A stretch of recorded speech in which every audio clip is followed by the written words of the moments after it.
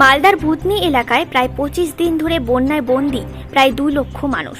কারো ঠাঁই হয়েছে বাড়ির ছাদে, কেউ বা নৌকায় দিন কাটাচ্ছেন। সরকারি স্কুলগুলিও পরিণত হয়েছে আশ্রয় কেন্দ্রে। এই কঠিন পরিস্থিতিতে মালদা জেলা থেকে একের পর এক স্বেচ্ছাসেবী সংগঠন ত্রাণ নিয়ে এগিয়ে আসছে। আজ সকালে পরিবর্তন নামে এক স্বেচ্ছাসেবী সংগঠনের সদস্যরা প্রায় 1000 মানুষের জন্য খাবার নিয়ে হাজির হন ভুতনি এলাকায়।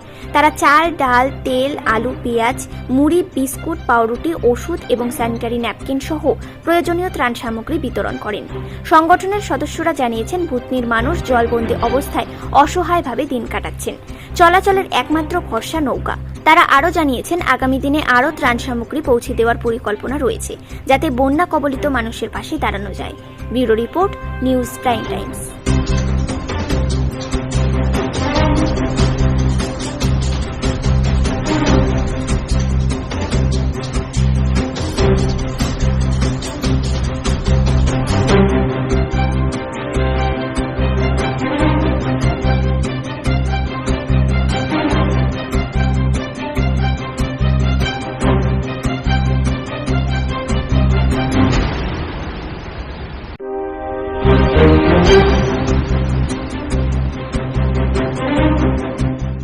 ভুতনি বন্যা প্লাবিত অঞ্চলে চলে এসেছি, যেখানে 1.5 থেকে 2 লক্ষ পরিবার জলের তলায়।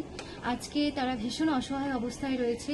আজ প্রায় 25 দিন হয়ে গেল তারা জলের তলায় থাকছে। ইভেন তার সাথে যেটা হয়েছে, তারা ভীষণ অসহায় অবস্থায়, তারা পর্যাপ্ত পরিমাণে খাবার পাচ্ছে না, জলের ব্যবস্থা নেই, 25 দিন থেকে কারেন্ট নেই এখানে।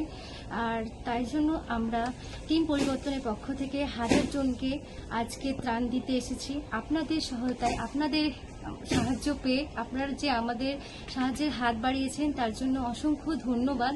আমরা তাদেরকে ভালোভাবে পৌঁছে দিতে পেরেছি, তাই আপনাদের কাছে অনেক অনেক থ্যাংক ইউ। আমরা থ্যাঙ্কফুল। সো আপনারা এভাবে আমাদের পাশে থাকুন। আর কি বলবো, ভুতনি অঞ্চলের অবস্থা ভীষণ করুণীয়। তারা জলের তলায় দেখছি যে কোথাও 1 গলা জল, কোথাও এতটুকু জল, এইভাবে মানুষজন রয়েছে। আমরাকে যেই দেখছে সেইভাবেই দৌড়ে চলে আসছে। ভীষণ কষ্ট লাগছে তাদের অবস্থা দেখে। আপনারা যে যেমনভাবে যারা পারবেন তারা অবশ্যই তাদের পাশে দাঁড়ান, এতটুকুই বলবো। আর আপনাদেরকে তাদের অবস্থা দেখে আসুন। তার সাথে নৌকার কোনো ঠিকঠাক ব্যবস্থা নেই, আর তার সাথে ভাড়া প্রচুর বেশি। তো ওখানে কারোর হঠাৎ করে বিপদ হলেও তাদের যে তারা যোগাযোগ করতে পারবে, সেই যোগাযোগ ব্যবস্থাও ঠিকঠাক নেই। তাই আপনারা সবাই প্রে করুন যে তাদের এই অবস্থা স্বাভাবিক হয়ে যাক তাড়াতাড়ি। জানি না কখন হবে, তবু আমরা যেমন পেরেছি আপনাদের সহায়তায় তাদের কাছে আসতে পেরেছি, তার জন্য আমরা ভীষণভাবে থ্যাঙ্কফুল।